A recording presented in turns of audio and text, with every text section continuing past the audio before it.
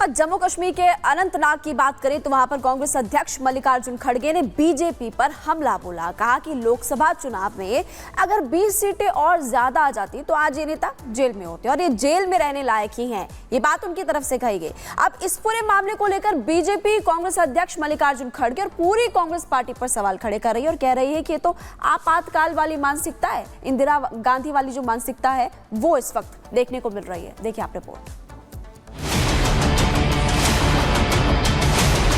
अगर हम सिर्फ 20 सीट लेते तो ये सब लोग जेल में रहते थे।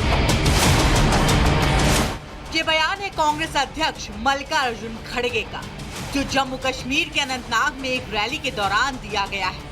रैली के मंच से खड़गे ने भले ही आर्टिकल 370 की बात नहीं की हो, कश्मीर में हुए बदलाव का जिक्र न किया हो, लेकिन बीजेपी पर अटैक करते हुए ये जरूर बोल दिया कि 20 और सीटें मिल जाती तो ये सब नेता जेल में रहते। इस बार 400 पार। कहाँ गए भाई तेरे 400 पार? 240 पे आया। अगर हम सिर्फ 20 सीट लेते तो ये सब लोग जेल में रहते थे। ये सब लोग जेल में रहते थे और रहने के काबिल है। तो इसलिए मैं कहूंगा भाइयों, आप निराश मत हो, लड़ो। आपके सरदार, आप लोगों के कैप्टन मजबूत है। बयान तो कांग्रेस अध्यक्ष खड़गे ने जम्मू कश्मीर में दिया, लेकिन राजनीति पूरे देश की गर्मा गई। बीजेपी नेताओं ने खड़गे के इस बयान पर जोरदार पलटवार करते हुए कहा कि कांग्रेस की यही मानसिकता है। इतना ही नहीं, बीजेपी नेताओं ने खड़गे की जेल में डालने वाली मानसिकता को इंदिरा गांधी वाली मानसिकता बता दिया। कहा कि ये मोहब्बत की दुकान नहीं, नफरत के भाईजान। कांग्रेस ने अपनी इमरजेंसी अर्थात इंदिरा मानसिकता, तानाशाही मानसिकता का एक और परिचय दिया है। खड़गे जी बोलते हैं कि अगर हमारी 20 और सीटें आ जाती तो हम इन सभी लोगों को जेल में डाल देते। यही मानसिकता है कि सभी को जेल में डाल दो। 99 सीटें क्या आई तो अब किस प्रकार से अहंकारी मानसिकता। ये मोहब्बत की दुकान नहीं, ये धमकी के भाईजान, नफरत के भाईजान है। केंद्रीय मंत्री गिरिराज सिंह ने भी खड़गे के इस बयान को सोशल मीडिया एक्स पर पोस्ट करते हुए लिखा कि कांग्रेस का जन्म तानाशाही की मानसिकता के साथ हुआ था। अगर उन्हें चुनावों में 20 और सीटें मिल जाती तो वो देश पर एक और आपातकाल लगा देते। उनका दृष्टिकोण और विचारधारा लगातार लोकतांत्रिक मूल्यों को कमजोर करने में लगी हुई है। पार्टी का इतिहास और कार्य लोकतंत्र विरोधी सोच को दर्शाते हैं, जहां सत्ता और नियंत्रण लोगों की इच्छा और कल्याण पर हावी हो जाते हैं।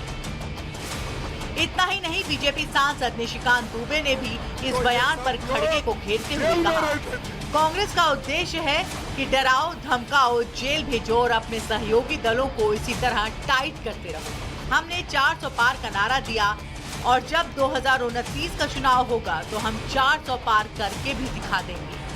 उनका उद्देश्य ये है कि डराओ, धमकाओ, जेल भेजो, अपने सहयोगी दलों को जो है इसी तरह से टाइट करते रहो। ये मुंगेरी लाल के हसीन सपने हैं। मल्लिकार्जुन खड़गे जी की अब उम्र हो गई है, बहुत ज़्यादा उम्र हो गई है।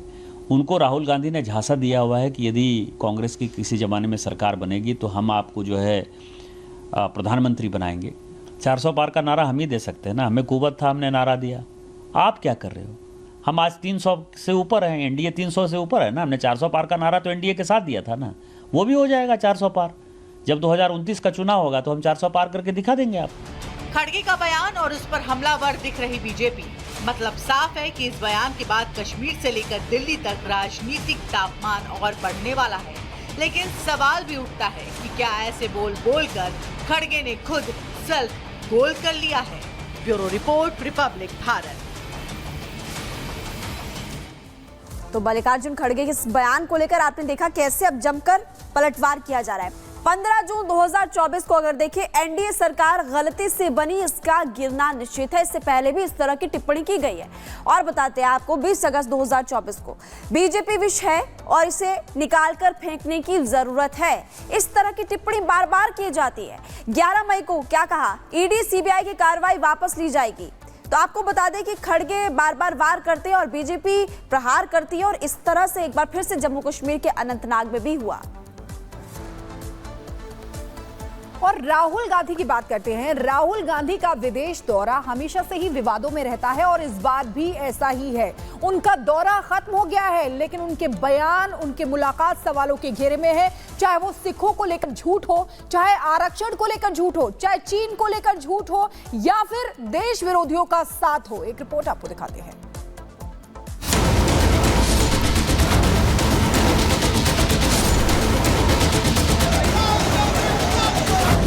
अमेरिका में 9/11 का जख्म अब भी दुनिया के लिए हरा है।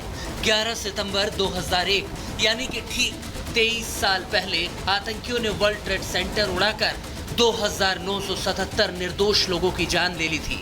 इस कायराना हमले को सही बताने वाली ये अमेरिका की सांसद हैं। नाम है इल्हान उमर, जो कट्टरपंथियों से इत्तेफाक रखती हैं। वो राहुल गांधी के टुकड़े ब्रिगेड में शामिल हैं। यकीन नहीं आता तो इस तस्वीर को ध्यान से देखिए, जिसमें अपनी अमेरिका यात्रा के दौरान राहुल ने इल्हान उमर समेत कई नेताओं से मुलाकात की है, जिससे भारत में अब बवाल बढ़ गया है।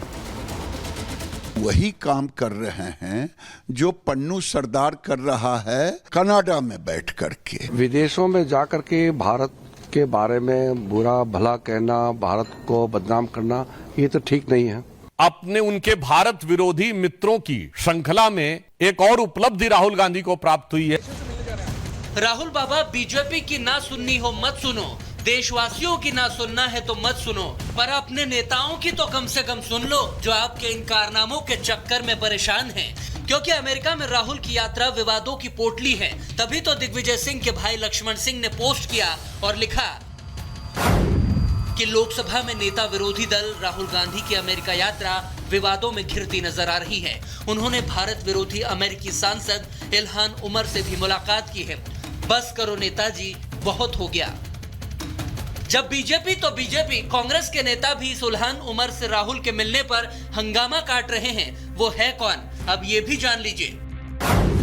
राहुल की दोस्त इल्हान उमर दरअसल भारत का विरोध करने वाली एक अमेरिकी सांसद हैं, जो पहले अफ्रीकी मूल की थी, फिर सोमालिया और अब वो अमेरिका की नागरिक हैं।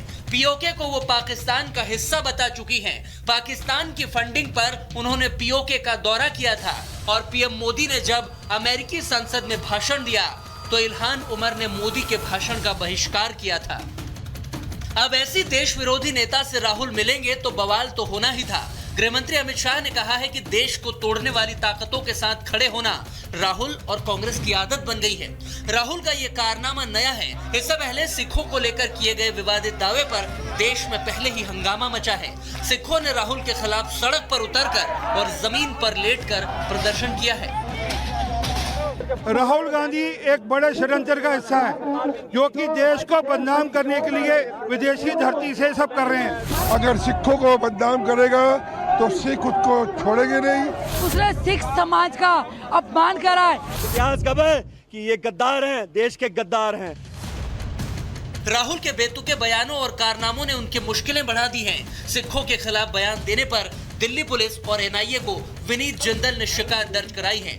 यानी देश के टुकड़े करने की सोचने वालों के साथ राहुल का खड़ा होना और अपने देश के लिए भ्रामक दावे करना क्या सत्ता के लिए है? Bureau report, Republic Bharat.